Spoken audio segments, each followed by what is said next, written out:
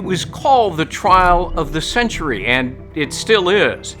The legendary Scopes monkey trial happened nearly 100 years ago, but it is relevant now more than ever. It foreshadowed today's culture wars and the fierce debates over free speech and academic autonomy, especially the vocal conflict over critical race theory in education.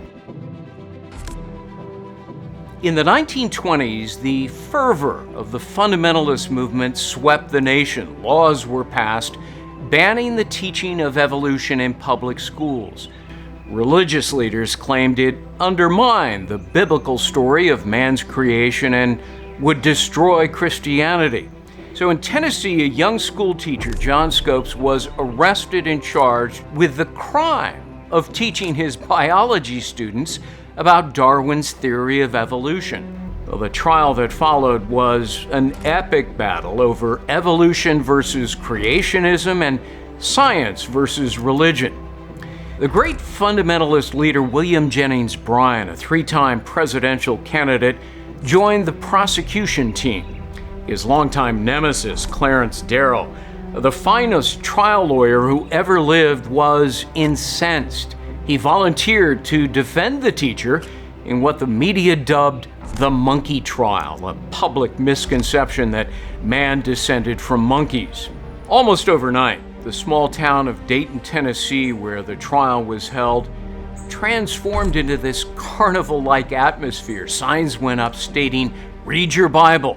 The Anti-Evolution League set up shop. Revival tents appeared, and street preachers with loudspeakers condemned the evils of Darwin and evolution, while vendors were hawking toy monkeys. A chimpanzee by the name of Joe Mendy, dressed in a plaid suit, paraded around town.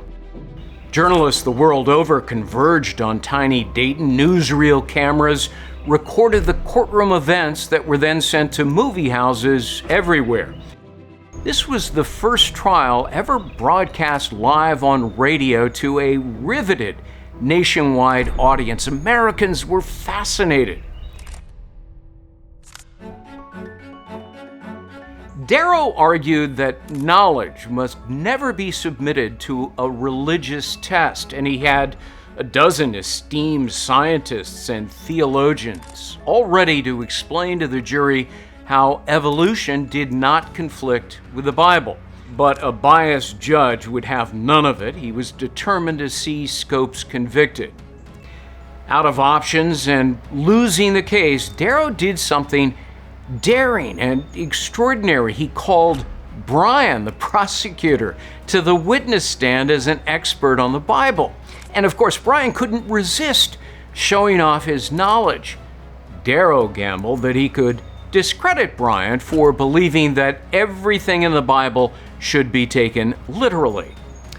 Fearing the courtroom might collapse under the weight of too many spectators, the judge moved the proceedings outdoors. So in front of thousands of people, Darrow cross-examined Bryan in what the New York Times described as the most amazing court scene in Anglo-Saxon history.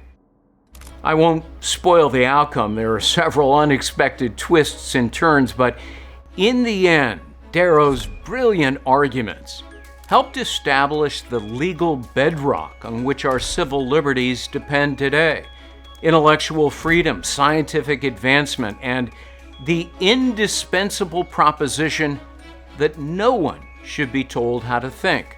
The name of the book is The Trial of the Century, and it truly was.